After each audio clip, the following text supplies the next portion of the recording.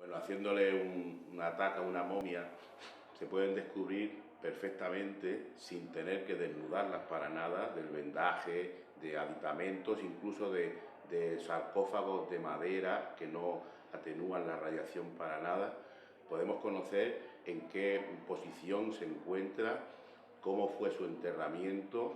En muchos casos se pueden descubrir incluso al periodo y las técnicas de momificación que se emplearon, si la momificación fue natural, si fue artificial y quién era el artista que momificó y qué estilo tenía, ¿no?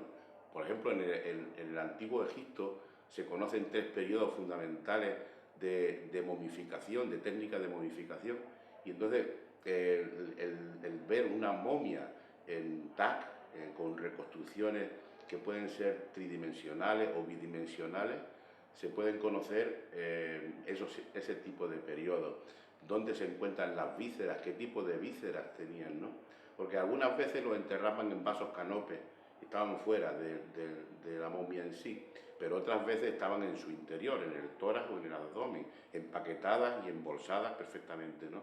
Se puede conocer perfectamente con imagen de TAC la edad de la momia, si el sexo, porque el arco infrapubiano es distinto en el varón que en la hembra, si tuvo enfermedades previas que afectaban al sistema óseo, si tuvo fracturas, si la muerte fue violenta o no violenta.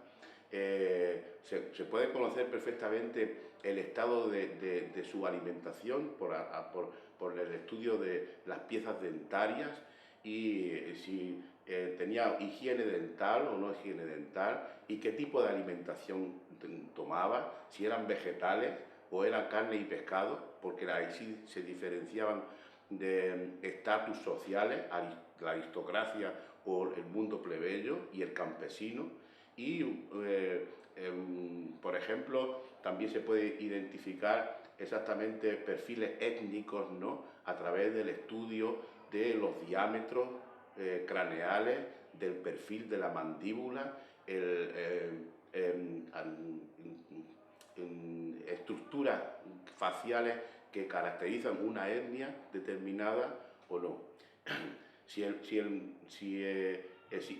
hubiera existido antecedentes en el tejido momificado de violencia, se identifican también perfectamente por fracturas, por cortes, incisiones, el pasado traumático de la momia en sí. Se han descubierto, por ejemplo, en los pueblos nubios en Egipto, huesos no soldados, pertenecen a la misma pieza, se rompieron y no se soldaron. Eso se llama pseudoartrosis. Y esas cosas se identifican perfectamente tanto en radiología simple como en técnicas de TAC. Las técnicas de TAC tridimensionales, o reconstrucciones tridimensionales, eso ha revolucionado el mundo del estudio de la arqueología y de la antropología humana. Y entonces se ha convertido en una herramienta especial, sobre todo cuando la momia da problemas. Primero, la radiación X no altera para nada en los tejidos. Segundo, no hay manipulación de la momia, nada más que es la luz de la radiación X la que estudia ese proceso de modificación y la momia en sí.